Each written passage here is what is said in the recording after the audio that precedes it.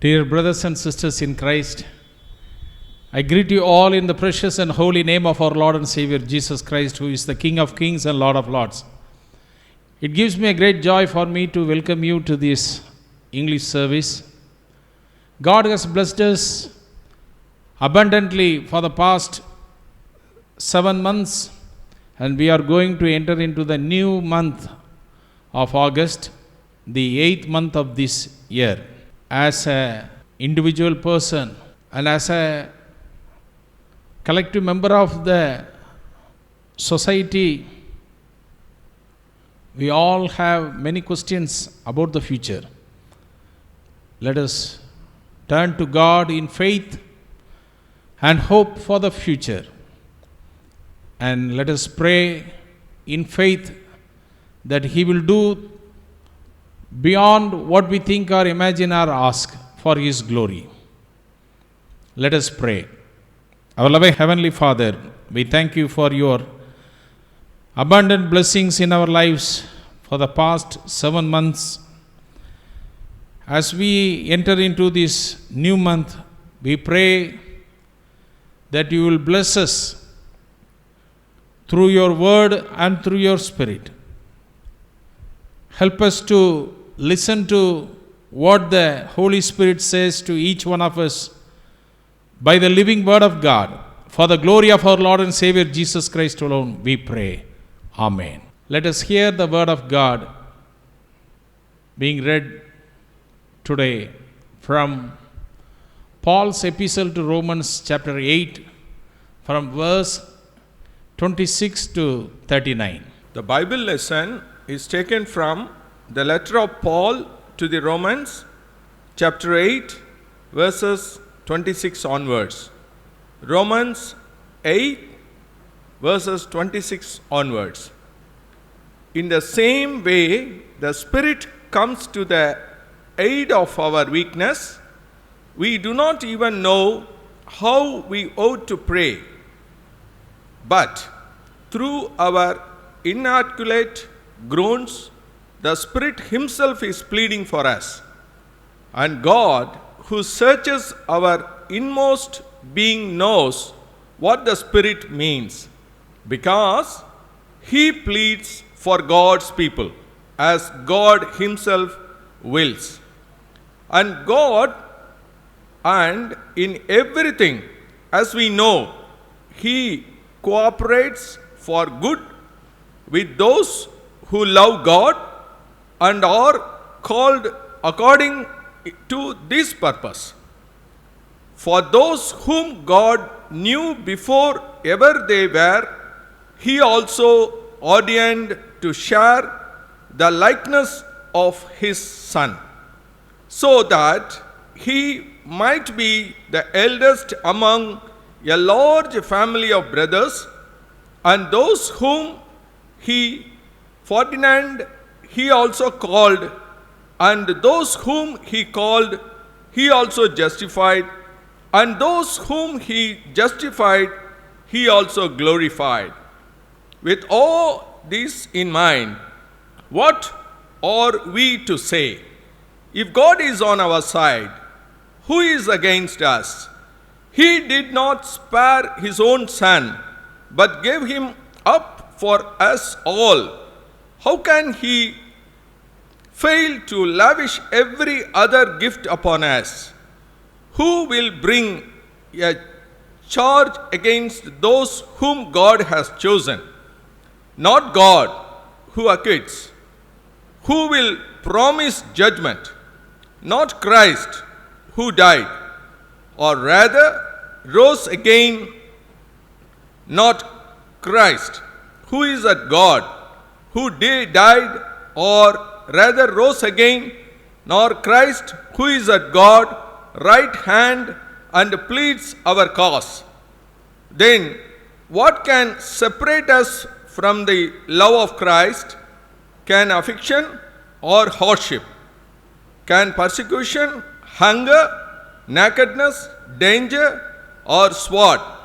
We are being done to death for your sake all day long. As Scripture says, we have been treated the sheep of slaughter. And yet, throughout it all, overwhelming victory in through Him who loved us. For I am convinced that there is nothing in death or life, in the realm of spirits, of superhuman powers, in the world as it is, or the world as it is shall be, in the force of the universe, in heights of depths, nothing in all creation that God can separate us from the love of God in Christ Jesus our Lord. Hence the end of the lesson. Dear brothers and sisters in Christ, we are going to meditate from Paul's letter to Romans chapter 8 verse 28. And we know that in all things God works for the good of those who love Him, who have been called according to His purpose. All things works together for good to those who love God. In our life, we face a lot of uncertainty and difficulties in these last days. We are living in the last days. There is no doubt about it. We are living in a time of great crisis. Economically, spiritually, in the academic world, we see everywhere people are afraid of death, and this coronavirus is threatening all of us. But in this context, we see that God works for good to those who love Him. And we believe in the power of His grace. God alone can make all things work together for our own good. And we see in this Scripture, when we love God, when we obey God, when we do His will, God will bring out the best in our lives. And I want to turn to the book of Genesis, chapter 49, verse 19. Joseph says to his brothers, "Don't be afraid. Am I in the place of God? You intended to harm me, but God intended it for good, to accomplish what is now being done, the saving of many lives. So then don't be afraid. I will provide for you and your children." And he reassured them and spoke kindly to them. We read in the Scriptures that from the life of Joseph,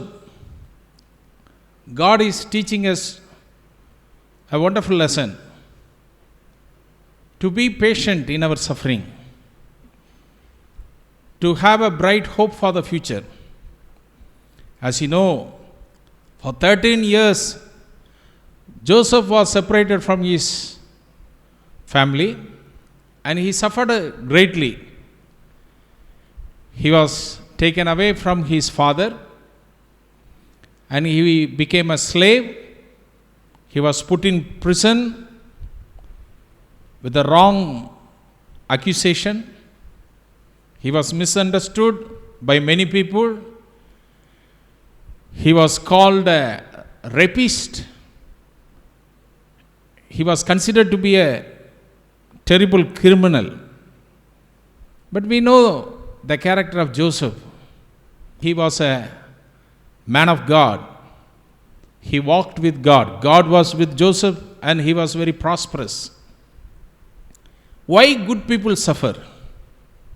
This is a very big question. why many godly people are suffering in this world. But you see, many wicked people are very happy in this world. The wealthy people are not good people. Most of the wealthy people are very wicked people. They have many bad habits. But they seem to be very happy. But the children of God are suffering, crying. They are carrying a heavy cross in their lives. But we know at the end of the day, at the end of our life, our Lord Jesus Christ said, if people will accuse you and tell all evil things against you, you will be rewarded greatly in heaven. In Matthew's Gospel, chapter 5, he says, rejoice when they persecute you. When you are accused by many people falsely, when you are misunderstood by many people. See, Joseph was put in the pit and sold out by his own brothers because of jealousy, by his own family members. He was put in prison by his own master's wife. The people with whom he relied on, depended upon, betrayed him, and they made his life very miserable. But God is faithful. God is good. Oh, taste and see that the Lord is good. See, in the life of David, he fought against Goliath. He killed him. He fought for the army of Israel, and he gave victory to the king of Saul. But we see, on the contrary, the army of Israel tried to catch him and kill him. King Saul tried to kill him. His own family members, his own friends turned out to be his enemies. What a miserable life. But God is faithful to Joseph and to David. And God was working in their lives. The Bible says God was pruning him, purifying Joseph. And God allowed Joseph to suffer loneliness in prison in order to train him to understand what is hunger and loneliness, so that when he becomes a president of the nation in the palace, he can feed many hungry people, and he can meet the needs of the lonely people and suffering people. In the same way, as children of God, when we go through a lot of trials and temptations and struggles and discouragements, disappointments and tears, we should not lose heart. We must look up to the cross of Christ, and we must face adversity with the grace of God. Our Lord Jesus Christ has set a good example to us to face suffering, how to deal with suffering on the cross. Cross is the answer for all our problems in our pain, physical, mental, spiritual agony we go through. God will give us His grace through the power of His Holy Spirit and resurrection through the risen Lord Jesus Christ. Therefore, we must not lose heart. And in the New Testament, we see in the life of Lazarus, when he became sick, a message was sent to Lord Jesus Christ, inviting him to come and heal him. But Jesus did not go immediately.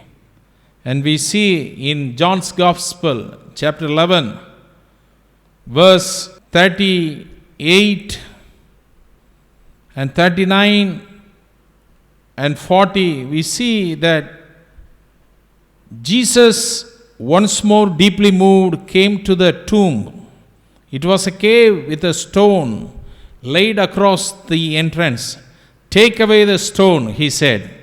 "But Lord," said Martha, the sister of the dead man, "by this time there is a bad smell, odor, for he has been there 4 days." Then Jesus said, "Did I not tell you that if you believed, you would see the glory of God?" So they took away the stone. Then Jesus looked up and said, "Father, I thank you that you have heard me.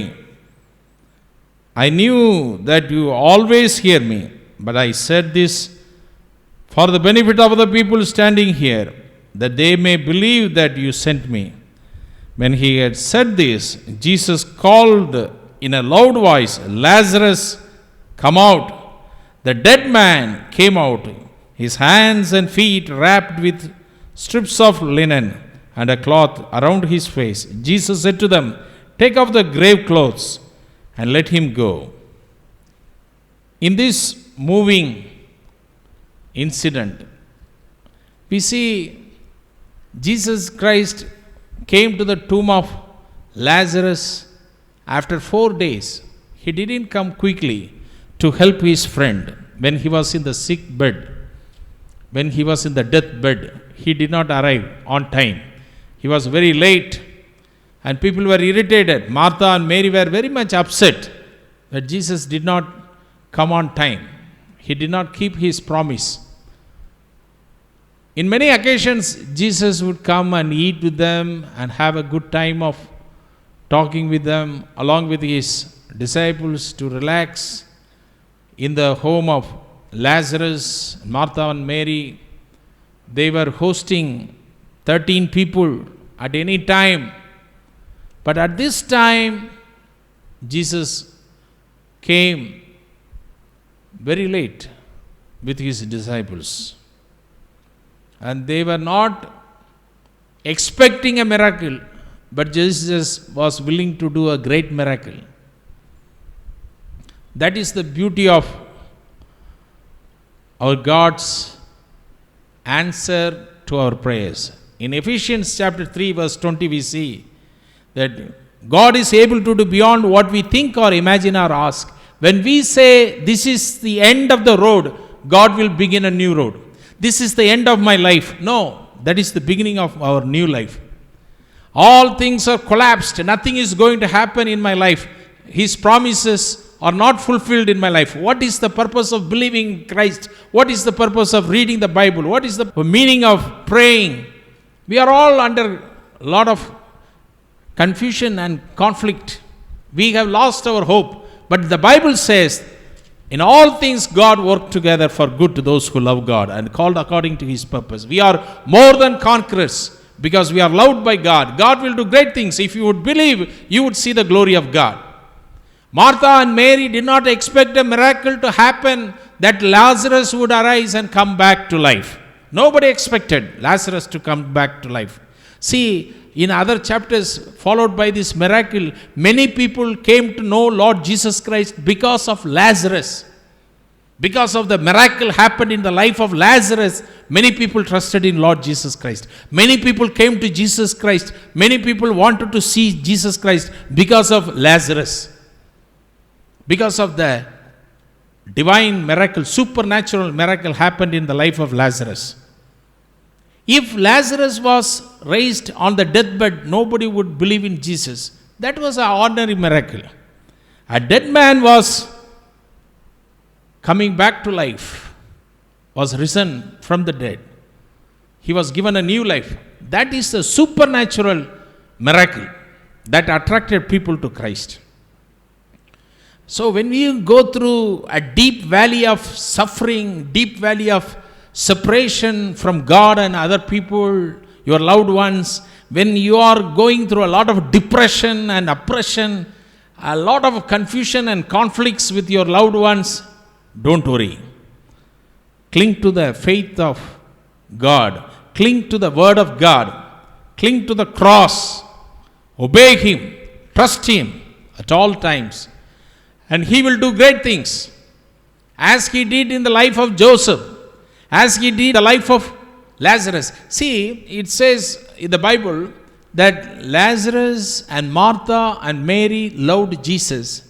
And it says Jesus loved Martha and Mary and Lazarus very deeply. It was a loving family. They loved Christ very much. But they went through a lot of trouble. That is the question of many good Christians. I love Christ, but why should I have to suffer like this? Why these blessings are not coming to my life? When other people enjoy life, I have to suffer a lot. Why? That is the biggest question, which is very complicated for our human understanding to grasp. But by faith, God makes all things work together for good. In the life of Job, Job was a righteous man. Job was a good man, but he suffered greatly. He feared God and he obeyed God, he honored God, but God allowed Job to suffer a lot. Why? It's a big mystery. But we see the faithfulness of God to fulfill all the promises in the life of Job. At the end of the day, Job was a blessed man. So, God will reward us in heaven when we suffer in this earth. That is the faith of any true child of God, when he or she has to suffer and endure hardship and pain in this world. So we must not lose hope. Romans 12:12, rejoice in hope, be patient in suffering, and pray without ceasing, being fervent in prayer. So we have to keep on focusing on the Word of God, and we must accept everything in our life by faith, that all things work together for good to those who love God and called according to His purpose. When Abraham loved God, God tested him by saying, Abraham, give your son Isaac to me. See how much pain Abraham had to endure in his heart. But God gave back Isaac to him, a double portion of blessing. Not only Isaac, we see the life of Jacob, and we see how God blessed the generation of Abraham. He said, I am the God of Abraham, Isaac and Jacob.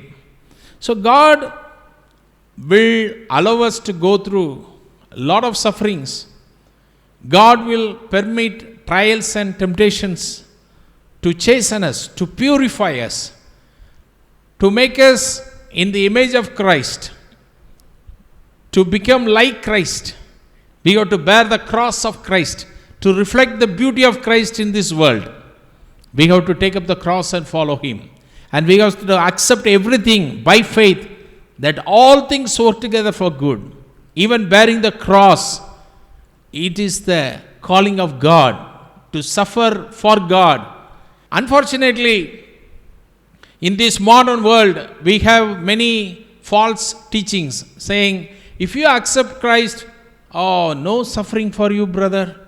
You will get everything abundantly, and you will have plenty of money. You will not go through many trials and temptations or struggles. You will go straight away to heaven. No. That is not the biblical truth. We have to go through the cross. We have to bear the cross. We have to suffer. We have to die to ourselves. Our selfishness has to be crucified on the cross with Christ. And we have to go through a lot of humiliation and shame. But at the end of the day, we will overcome by the grace of God, and we will get the reward in heaven. With this hope in Christ, we must enter into this new month. We must not be discouraged by what is happening throughout the world by this coronavirus. See, even through this coronavirus, the revival is taking place in the Church of Christ. You know that? God is preparing His body. God is preparing His church. God is preparing His bride to meet Him to get ready for his second coming. If God did not allow this virus to come into this world, we would become very cold Christians. Now you see everywhere people are praying throughout the world day and night. Everybody is reading the Bible. Everybody is trying to be holy. Now the revival is taking place throughout the world. This can be called Corona revival. This is called Corona revival.